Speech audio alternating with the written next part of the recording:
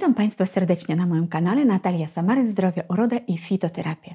Dziś porozmawiamy o tym, co szkodzi tkance płucnej i oskrzelom i co zrobić, jeżeli występuje przewlekły kaszel. Gdybym zapytała Państwa, co najbardziej szkodzi na płuca i na oskrzele, co by Państwo powiedzieliście? Myślę, że większość osób odpowiedziałaby, że bardzo szkodliwym czynnikiem jest palenie i smog. Te toksyny, które dostają się do oskrzeli, do płuc, kiedy oddychamy. I słusznie. Natomiast jest jeszcze dwa nie mniej niebezpieczne czynniki, o których wiele osób nie wie albo po prostu zapomina. Na drugim miejscu, no bo na pierwszym zostawiamy jednak papierosy i smog. Na drugim miejscu mamy leki na nadciśnienie. Napiszcie proszę Państwa w komentarzach, kto z Was bierze leki na nadciśnienie. I jestem bardzo ciekawa, też możecie napisać, kto dokładnie przeczytał ulotkę do tego leku i wie, jakie są przeciwwskazania i jakie są skutki uboczne. Sprawa w tym, że jest bardzo dużo leków na nadciśnienie właśnie, które w skutkach ubocznych mają zaznaczone w ulotce, że wywołują przewlekły kaszel. Dlatego o tym mówię, że ostatnio właśnie miałam taki przypadek. Pani Danusia zwróciła się do mnie z prośbą pomóc jej mężowi, bo on chorował na wirusowe zapalenie jakieś pół roku temu, nawet ponad pół roku temu. I nadal kaszle i nie może z tego kaszlu wyjść i w badaniach wychodzi, że wszystko jest dobrze, płuca są czyste, a kaszel bardzo męczący się utrzymuje. Przeanalizowaliśmy, co pan bierze i się okazało, że bierze leki na nadciśnienie, gdzie właśnie zaznaczone w ulotce, że mogą wywoływać chroniczny kaszel. W takich sytuacjach trzeba udać się do swojego lekarza i poprosić, żeby lek zmienił na inny. Ogólnie oczywiście, jeżeli jest nadciśnienie, trzeba próbować w naturalny sposób sobie z tym radzić. To absolutnie nie znaczy, że nadciśnienie nie trzeba leczyć. Nadciśnienie trzeba leczyć, bo to jest bardzo niebezpieczna dolegliwość, która może wywołać wylewy, paraliż albo nawet śmierć. Dlatego leczyć nadciśnienie. Ale można go leczyć dietą, ziołami, zmianą trybu życia. I jeżeli to się nie udaje, no to wtedy trzeba też stosować leki farmakologiczne. Natomiast zawsze trzeba dbać o swój organizm, obserwować go, być po prostu uważnym. I jeżeli występują jakieś objawy, to warto przeanalizować ulotkę, bo jeżeli coś się dzieje, to trzeba sprawdzić, jaka jest tego przyczyna i tą przyczynę przede wszystkim usunąć. Natomiast jest jeszcze jeden czynnik, też bardzo szkodliwy, to jest dieta beztłuszczowa. Jeszcze parę lat temu słuchałam kilku wykładów z pewnej konferencji medycznej, chociaż dotyczyła ona bardziej chorób zakaźnych, w tym było to o gruźlicy, to jednak właśnie wskazuje, co szkodzi płucom i oskrzelom. Właśnie na tej konferencji były przedstawione dane, statystyki, które pokazują, że w ostatnich latach bardzo mocno wzrosła zachorowalność na gruźlicę w krajach rozwiniętych i to wśród ludzi dość zamożnych, bo tu nie chodzi o brak higieny osobistej lub że kogoś nie stać na dobre produkty i jest po prostu niedożywiony. Nie, właśnie o to chodzi, że w krajach rozwiniętych wśród osób, które dość dobrze zarabiają i to przede wszystkim wśród kobiet, zaczęły występować przypadki takiej bardzo poważnej, zakaźnej choroby jak gruźlica, która można powiedzieć zjada płuca. Dlaczego tak się dzieje? Okazało się, że przyczyną jest dieta, którą bardzo często panie stosują, chcąc utrzymać dobrą sylwetkę.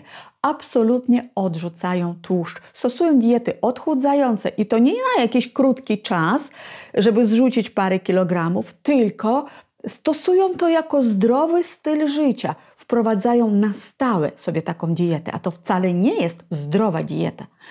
I dlatego właśnie, że tłuszcz dla naszych komórek, a szczególnie dla komórek płuc i oskrzeli jest budulcem.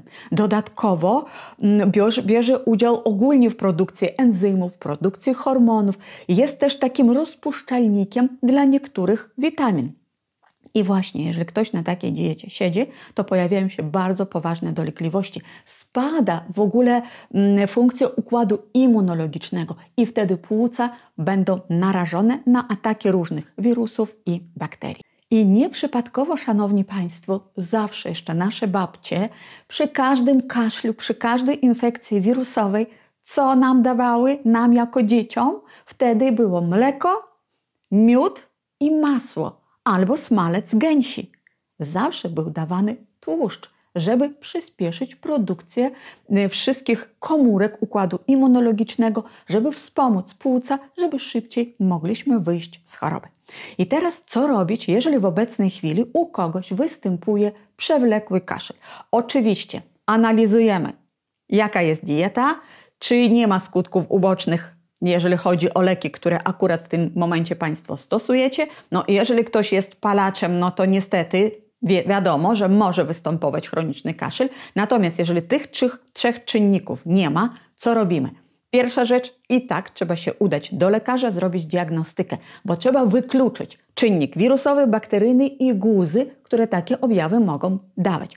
I później, jeżeli jakiś problem wychodzi i jest leczenie, to komplementarnie stosujemy naturalne środki. Jeżeli wychodzi, że wszystko jest w porządku, no to tym bardziej stosujemy naturalne środki, które pomogą zregenerować, odbudować organizm. Co to mogą być za środki naturalne? Przede wszystkim polecam suplementację dwóch z takich produktów, to jest omega-3 i selen. Są bardzo ważne dla układu oddychania.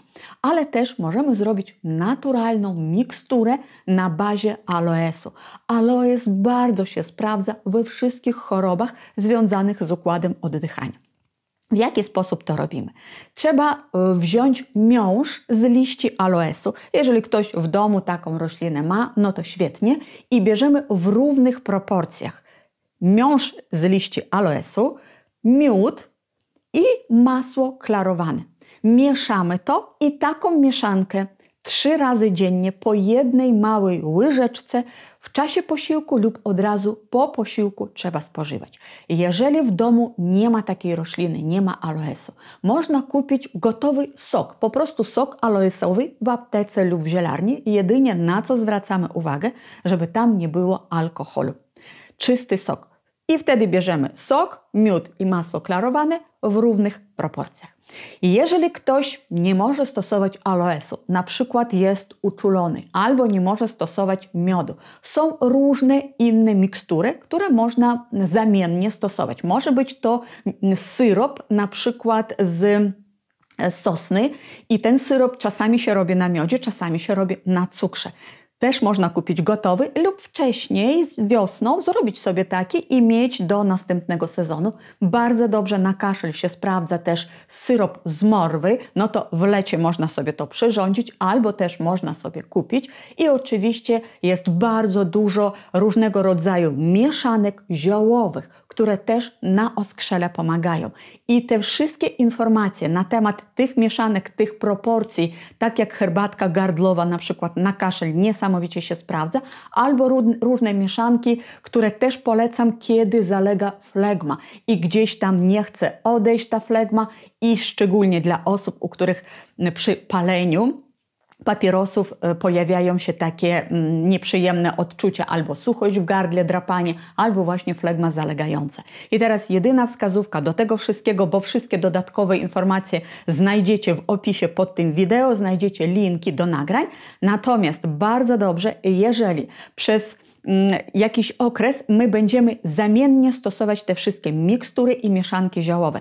Jeżeli chodzi o aloes, to miksturę stosujemy 14 dni. Ogólnie nie poleca się w takiej ciągłości dość długo aloes stosować do wewnątrz. Jeżeli chodzi o zioła, no to stosują się przez 21 dni i później warto zamienić na inną mieszankę. Dlatego Wam podaję jeszcze dodatkowo kilka innych linków do wideo, żebyście widzieli, w jaki sposób można sobie pomóc. Bo takie problemy nie można lekceważyć. Jeżeli płuca są słabe, to występują po pierwsze niedotlenienia, bo nie oddychamy pełną piersią i wtedy cierpią też komórki mózgowe, ale też osłabione osłabione płuca, to znaczy jest zagrożenie, że każdy wirus, każda infekcja, jakaś bakteria mogą dostać się do naszego organizmu i zacząć rozwijać się w jakąś poważniejszą dolegliwość.